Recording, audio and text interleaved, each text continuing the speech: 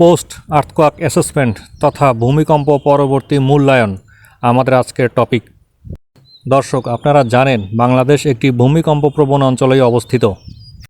প্রতি বছর ঢাকাসহ সারা দেশ অসংখ্য ছোট বড় ভূমিকম্পের সম্মুখীন হয়। এসব ভূমিকম্পে ক্ষয়ক্ষতি মোকাবেলায় আমাদের প্রস্তুতি আসলে কেমন, কতটুকু? আসলে ভূমিকম্পের আগে এক ধরনের ব্যবস্থা গ্রহণ করতে হয় এবং এর পরে ড্যামেজ মিটিগেশন সংক্রান্ত পদক্ষেপ গ্রহণ করতে হয়। দুটোই আসলে গুরুত্বপূর্ণ। ভূমিকম্পের আগের পদক্ষেপ বলতে বোঝায় আপনি যে ভবনে বাস করেন সেটি আসলে কতটা সুরক্ষিত ভূমিকম্প মোকাবেলায়, অর্থাৎ এর ডিজাইন, ড্রয়িং সব কিছু নিয়ম মেনে তৈরি করা হয়েছিল কিনা, এই বিষয়টি, যেগুলো নিয়ে এর আগে একাধিক পর্বে আমরা আলোচনা করেছি। তবে আজকের পর্বটি মূলত ভূমিকম্পের পরে একটি ভবনের ক্ষয়ক্ষতি নিরূপণ সংক্রান্ত পোস্ট আর্থকোয়াক অ্যাসেসমেন্ট বা পোস্ট আর্থকোয়াক ইভ্যালুয়েশন, যেটি স্ট্রাকচারালি অনেক গুরুত্বপূর্ণ একটি বিষয়, কিন্তু আমরা হরহামেশাই এটি গুরুত্ব কম দিয়ে থাকি। একটি মাঝারি অথবা বড় ধরনের ভূমিকম্পের পর একটি ভবন আসলে কতটা সুরক্ষিত অথবা কতটা বসবাসযোগ্য সেটি নিরূপণ করা খুবই জরুরি। কারণ ঢাকা এবং এর পার্শ্ববর্তী অঞ্চলগুলোতে আমরা অধিকাংশই বহুতল ভবনে বসবাস করে থাকি। এই বহুতল ভবনগুলোর অধিকাংশতেই একটি ভূমিকম্পের পরে ছোট বড় ক্ষয়ক্ষতি দেখা দেয়, ক্র্যাক দেখা দেয়, ফাটল দেখা দেয়।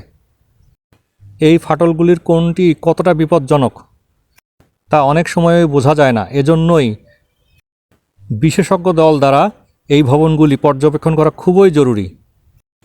বিল্ডিংয়ের প্রতিটি অংশ, ফাউন্ডেশন, কলাম, বিম, স্ল্যাব সব কিছুই পর্যবেক্ষণের আওতায় নিয়ে আসা জরুরি। ভূমিকম্প হয়ে যাওয়ার পর সাধারণত আমরা যতটা প্যানিক থাকি এবং এই অ্যাসেসমেন্টের বিষয়টা যতটা জরুরি মনে করে থাকি, সাধারণত সময়ের সাথে সাথে আমাদের মধ্য থেকে এই সচেতনতা আস্তে আস্তে কমে যেতে থাকে এবং এটাই পরবর্তী ভূমিকম্পে আমাদের ক্ষয়ক্ষতির ঝুঁকি বা মাত্রা অনেকটাই বাড়িয়ে দেওয়ার রিস্ক তৈরি করে। আসলে একটি সঠিক মূল্যায়ন ছাড়া মেরামতের কাজ করলে কিন্তু ভবিষ্যতে আবারও ভেঙে পড়ার সম্ভাবনা থাকে। এই অ্যাসেসমেন্টের মাধ্যমেই আসলে মেরামত এবং পুনঃশক্তিশালীকরণের পরিকল্পনা গ্রহণ করা হয়ে থাকে, অর্থাৎ প্রযোজ্য ক্ষেত্রে প্রয়োজনীয় রেট্রোফিটিংয়ের কাজ সম্পাদন করা হয়ে থাকে। এই বিষয়টি দয়া করে আপনারা অবশ্যই অত্যন্ত গুরুত্ব সহকারে দেখবেন। ভূমিকম্পের পরপরই প্রাথমিক নিরাপত্তা যাচাই সংক্রান্ত যে কাজগুলো করা অত্যন্ত আবশ্যক সেটি হচ্ছে ভবনটি ভেতরে প্রবেশ করা নিরাপদ কিনা তা নিশ্চিত করা দরকার। গ্যাস, বিদ্যুৎ এবং পানির লাইন ক্ষতিগ্রস্ত হয়েছে কিনা তা পর্যবেক্ষণ করা দরকার এবং ভবনটি টিল্টেড হয়ে গেছে কিনা, অর্থাৎ আশেপাশে ধসে পড়ার ঝুঁকি রয়েছে কিনা সেটা পর্যবেক্ষণ করা দরকার। কলাম এবং বিমগুলোতে কোনো ধরনের ফাটল দেখা দিয়েছে কিনা তা পর্যবেক্ষণ করা দরকার। আবার ফাটল দেখা দিলেই সেটি বিপজ্জনক মাত্রায় কিনা সেটাও বোঝা প্রয়োজন। এই কাজগুলো সাধারণত একজন কারিগরি বিশেষজ্ঞ টিমের মাধ্যমে করা হয়ে থাকে। বিল্ডিংয়ের অত্যন্ত গুরুত্বপূর্ণ একটি কম্পোনেন্ট হচ্ছে লিফট এবং লিফট কোর। এই লিফট কোরের একটি অংশ বাইরে থেকে দেখা যায়, ভিজুয়ালি ইন্সপেক্টেবল, কিন্তু লিফট কোরের ভিতরের কী অবস্থা সেটারও যথাযথ মূল্যায়ন করা অতীব জরুরি। কারণ এই অংশটি সাধারণত আমাদের চোখে পড়ে না বা আমরা এটি দেখার প্রয়োজনীয়তাও অনুভব করি না। সাধারণত ভবনের এক্সটেরিয়র পার্ট যত সহজে দেখা যায় বা পর্যবেক্ষণ করা যায়, এর ইন্টেরিয়র পার্টগুলি অত্যন্ত সূক্ষ্মভাবে দেখা প্রয়োজন। বিম এবং স্ল্যাবের জয়েন্টে ফাটল দেখা যেতে পারে, কলামের গায়ে ফাটল দেখা যেতে পারে। এগুলোর অনেকগুলো শেয়ার ক্র্যাক, আবার অনেকগুলো ফ্লেক্সারাল ক্র্যাক হতে পারে, অনেকগুলো টর্শনাল ক্র্যাক হতে পারে।